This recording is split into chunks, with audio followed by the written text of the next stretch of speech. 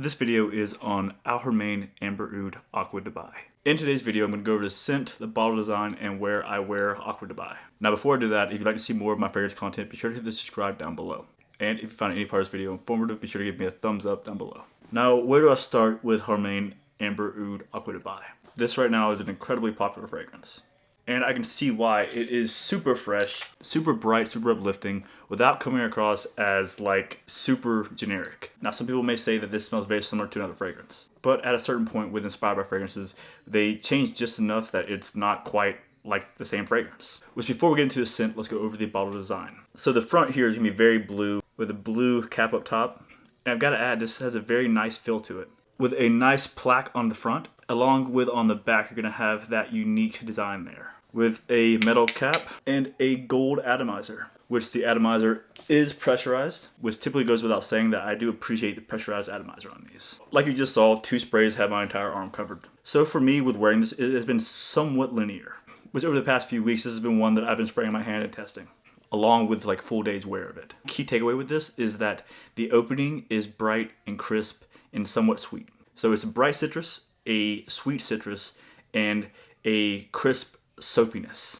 Now all 3 of those are there in the opening. It's different how you can distinguish each one of those, and it's not like, you know, there's no top note to this that sticks out so much more than anything else. Now once it dries down and gets more into the mid of the fragrance, the sweet citrus that's there kind of dials back.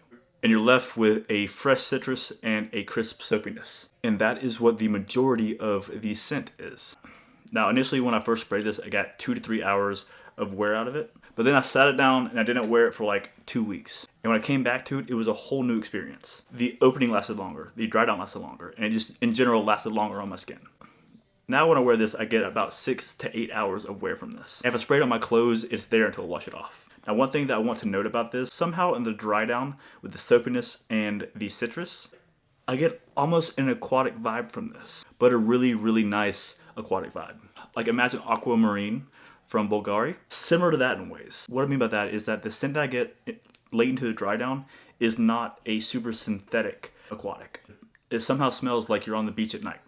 It somehow smells like you stepped outside at night and you can smell the salt water in the air. Is there a lot of water in Dubai? I don't know. I think there is. Now where am I going to wear it? This is a very versatile fragrance. Now part of me wants to only recommend this for the high heat, summer, whatever, because it's blue, citrus, soapy. You don't think winter. But really, if you're looking for a fragrance that you can wear like year round and just always smell like really nice, this is a good one to go with. Y'all, there's nothing wrong with wearing these kind of scents in the winter. You don't have to always smell like oud and tobacco and honey, unless you want to. But this is a good one to also wear year round. But guys, that is today's video. With that being said, keep it gent, love your scent, and I'll see you next time.